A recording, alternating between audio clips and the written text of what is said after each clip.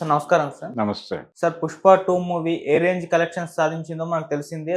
Posters రూపంలో వాళ్ళు 1900 క్రోర్స్ కూడా మనం ప్రకటించారు.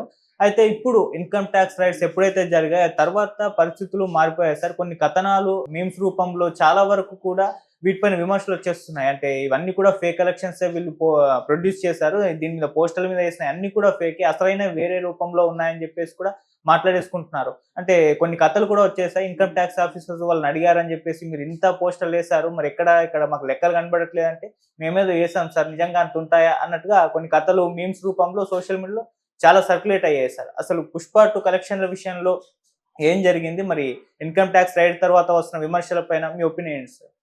అంటే వాళ్ళు ఆఫీసర్లుగా అధికారికంగా చెప్పిన మాట 1300,00,00,000 అనే మాట బయటకొచ్చింది. ఓకే. అంటే 1300,00,00,000 సినిమా బిజినెస్ అయింది అనేది. అయితే ఇక్కడ చూడాల్సిందేంటంటే, హ్మ్. సినిమా వాళ్ళ చేతుల్లో నుంచి వెళ్ళిపోయింది. అంటే ఇన్‌కమ్ టాక్స్ చాలామంది ఏం మాట్లాడుతున్నారంటే, ఈ పోస్టర్ల తాలూకా వ్యవహారం నిర్మాత గారి ఇంట్లో ఉండే డబ్బులు కాదవి.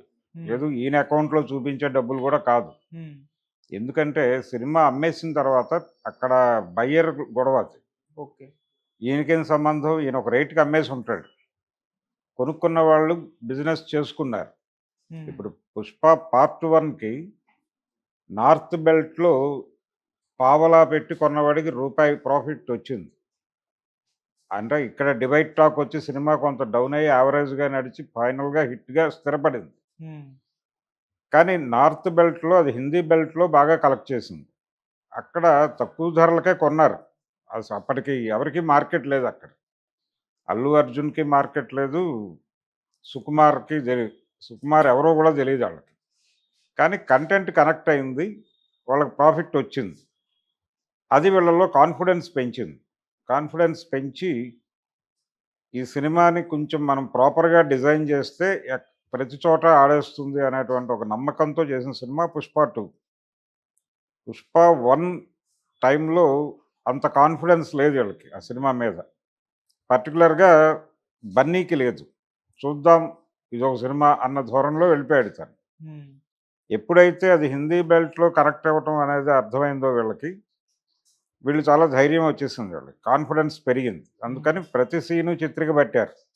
పార్ట్ 2 డిలే కావడానికి కారణం అదే. ఓకే. సరే ఈ గొడవ ఇలా ఉంటే, ఆ రోజున పావలాకి రూపాయి తిన్నవాళ్ళు ఉన్నారు గదా! మరి వాళ్ళ మీద కదా దాడులు జరగాల్సింది. ఆ పావలాకి అమ్ముకున్న వీళ్ళ మీద కాదు కదా!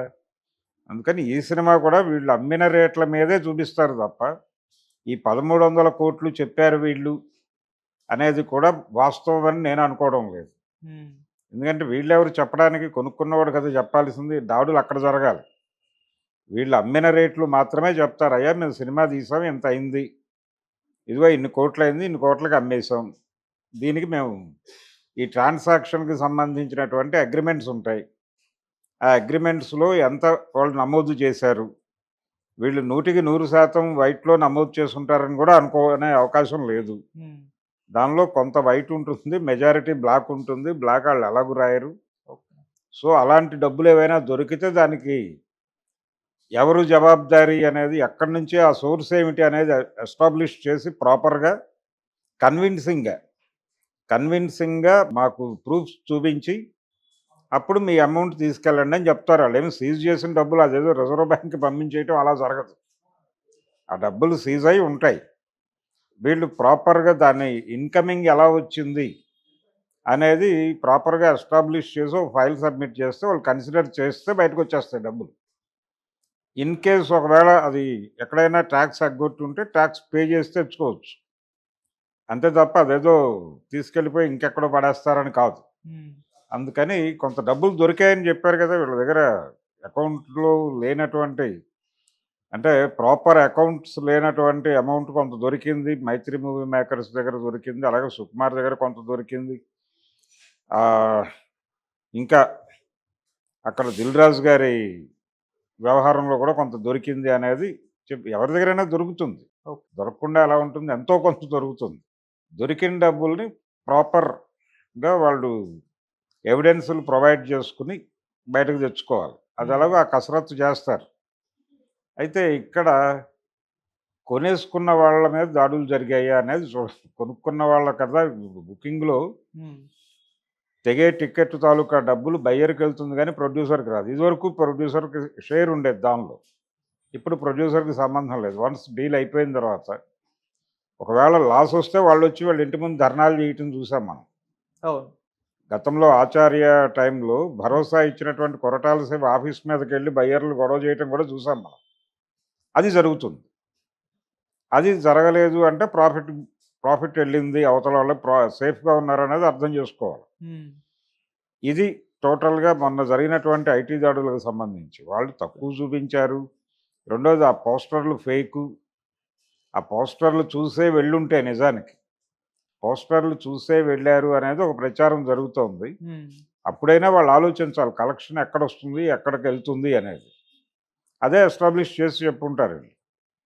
ఇలా ఈ కలెక్షన్స్ విపరీతంగా ప్రమోట్ చేస్తున్నారు, ఇవన్నీ ఫేక్ అవుతున్నాయి అనేది అయితే ఒక ప్రచారం ఉంది బయట, మొదటి నుంచే ఉంది. ఈ ఐటీ దాడుల కంటే ముందే ఉంది. పైగా హిందీ మార్కెట్లో అంటే బాలీవుడ్ మీడియాలో దీని మీద కొంచెం మీమ్స్ క్రియేట్ చేశారు. అంటే సౌత్ నుంచి వచ్చేటువంటి సినిమాలు, సౌత్ డైరెక్టర్లు కథలని, ప్రాజెక్టులని బాగా డిజైన్ చేస్తున్నారు అని అనుకున్నాం ఇప్పటిదాకా. ఇప్పుడు నెంబర్స్ కూడా బాగానే క్రియేట్ చేస్తున్నారు అనే పద్ధతిలో మీమ్స్ చేశారు. చేసి ఇవన్నీ క్రియేటెడ్ నెంబర్స్ అనేది డిస్కషన్ నడిచింది. ఏదేమైనా కానీ కొంచెం ఫ్యాన్స్ని ఎంకరేజ్ చేయడం కోసం చేసేటువంటి ఒక జిమ్మిక్ అనుకుంటే, గతంలో కూడా పేపర్ యాడ్లు వేసేవాళ్ళు కదా, ఇంత వచ్చింది మా సినిమాకి అని. అది మొదటి నుంచే ఉన్నదే. పోకిరి టైంలో దాడులు జరిగాయిగా పూరి జగన్నాథ్ మీద. హ్మ్. ఇలా జరుగుతాయి. అయితే అకౌంట్స్లో వాళ్ళేదో 1300 చూపించారు. ఇది వాస్తవ లెక్క. అది బాహుబలిని క్రాస్ చేసింది, ఇవన్నీ తప్పు. ఈ 1900 తప్పు. అంటే దాదాపు 700 కోట్లు ఎక్సెస్ చెప్తున్నారు వీళ్ళు. తండేల్ని కూడా దాటేసింది. తండేల్ కాదు, సారీ, అమీర్ ఖాన్ సినిమా ఉంది కదా, పీకే. హ్మ్, దంగల్. దంగల్. హ్మ్. దంగల్ని దాటేసింది అనేది ఇవన్నీ మాట్లాడారు. దాటేస్తే దాటి ఉండొచ్చు, లేదంటే లేదు. అఫీషియల్గా వాళ్ళు అనౌన్స్ చేసుకున్నదే వార్త. హ్మ్. 1900 అనే ఫిగర్ వాళ్ళు అధికారికంగానే చెప్పారు. అదే చెప్పు ఉంటారు. ప్రొడ్యూసర్కి ఏం సంబంధం సినిమా అమ్మేసిన తర్వాత అనేది చూడాలి. సినిమా బిజినెస్ ఒకప్పుడు ఉన్నటువంటి షేప్లో ఇప్పుడు లేదు. వీళ్ళ దగ్గరికి అంటే వీళ్ళు మొదటి నుంచి జరిపినటువంటి బిజినెస్ అంటే ప్రీ రిలీజ్ ఈవెంట్స్ దగ్గర నుంచి జరిగినటువంటి వ్యాపారం. ఆ వ్యాపారంలో వీళ్ళ దగ్గరికి చేరినటువంటి సొమ్ము, దానికి సంబంధించినటువంటి రూట్స్ ప్రాపర్గా ఎస్టాబ్లిష్ అయి ఉన్నాయా లేవా అకౌంట్ బుక్స్లో అనేదే చెక్ చేస్తారు వాళ్ళు. ఆ చెకింగ్ జరిగిన తర్వాత ఆ చెక్‌లో కాకుండా విడిగా ఏదన్నా డబ్బులు దొరికితే 10 పైసలు దొరికినా సీజ్ చేస్తారు. హ్మ్. అదే జరిగింది. అంతకు మించి దానిలో పెద్ద విడ్డూరము, వింత, అభిమానులు బాధపడాల్సిందో, భయపడాల్సిందో ఏమీ లేదు. ఇది నార్మల్ ప్రొసీజర్ అంతే. Okay sir. ఈ 1300కి వాళ్ళు చూపించారు ప్రొజెక్షన్ అనేది కూడా నిజమని నేనైతే అనుకోవడం లేదు. Okay sir. ఎందుకంటే వీళ్ళ దగ్గర ఆ అకౌంట్స్ ఉండే అవకాశం లేదు. హ్మ్. ఆ అకౌంట్స్ ఎవరెవరు కొన్నారో జాబితా ఉంటుంది. ఆ జాబితా తీసుకుని వాళ్ళ ఆఫీసుల మీద దాడులు జరిగితే హ్మ్. అప్పుడు కాన్షియస్‌గా ఉన్నారని అర్థం.